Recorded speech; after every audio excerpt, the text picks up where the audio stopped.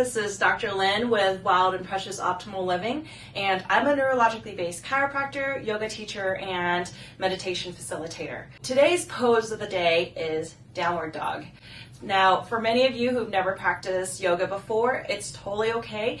Movements are a really great way to be able to get us more flexible, get us more limber, and to create more mobility in our system. You can start off in a standing pose. You can just reach up long, just to stretch out long, and then as you exhale, fold all the way down, and you can come into a forward bend, and then start to walk your hands forward and step your feet back into downward dog. So from here, you can keep your knees slightly bent first, and then from here, feeling your hands press into the ground, starting to engage through those arms, strengthening through those arms, lengthening through the edges of your body, and then gradually lengthen your right heel down to the ground, and then your left heel down into the ground. And then starting to just take a nice deep breath in through the nose. Feel your spine elongate, so tailbone as if pulling towards the ceiling, as while the crown of your head draws down towards the front edge of your mat. So it starts to help decompress your lower back.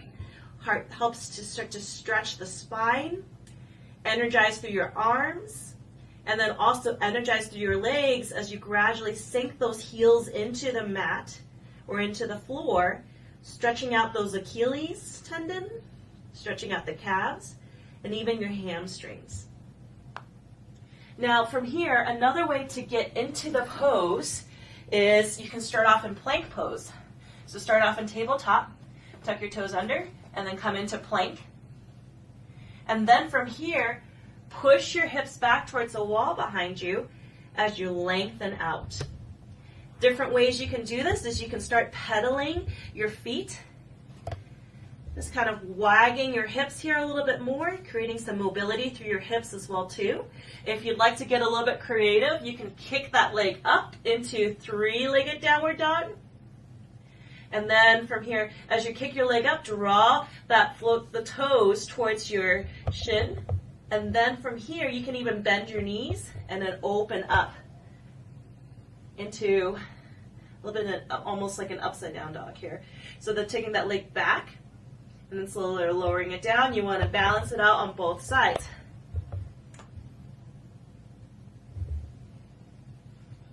And as you're always holding here, feel free to take nice long deep breaths.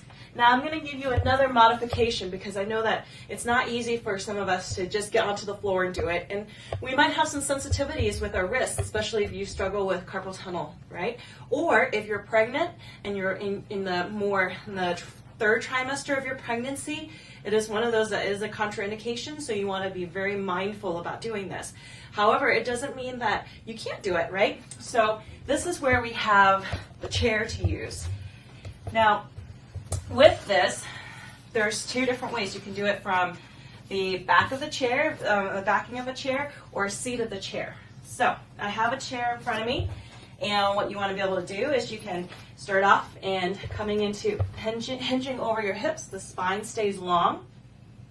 And from here, you start to energize through those arms. You can keep your elbows slightly bent. You never really want to hyperextend those elbow joints here. Keep those elbows slightly bent, and then from here, start to maybe step your feet back, and then lengthen out long into your modified downward dog. So it's more of a L position here rather than a V position, upside down V position, but you still allows you to accentuate that length along the borders of your body. It still allows you to mildly stretch through the back of your legs, and it still allows you to feel your feet ground into the earth and lengthen through the spine. Now, different ways you can also do this is you can, as you're in this downward facing dog, you can even open up. So rather than opening up the legs, you can open up the side of your body here and then slowly lower down. So the seat of your chair is helpful. You can also use the back support of your chair and do the same thing. Once again, you can step back so that your hips are over your knees, knees over your ankles, spine stays long. Neck stays long, and then you focus on your nice deep breath here. Imagine if I could put a glass of milk on your lower back here, it stays balanced. That's how even we want to be able to accentuate that stretch through the lower back here. Breathing into the chest space, breathing into the border side of your rib cage here. And then slowly come up. So have fun with this. When you get into down dog, maybe try holding it for 3 to 5 breaths and then coming out of it.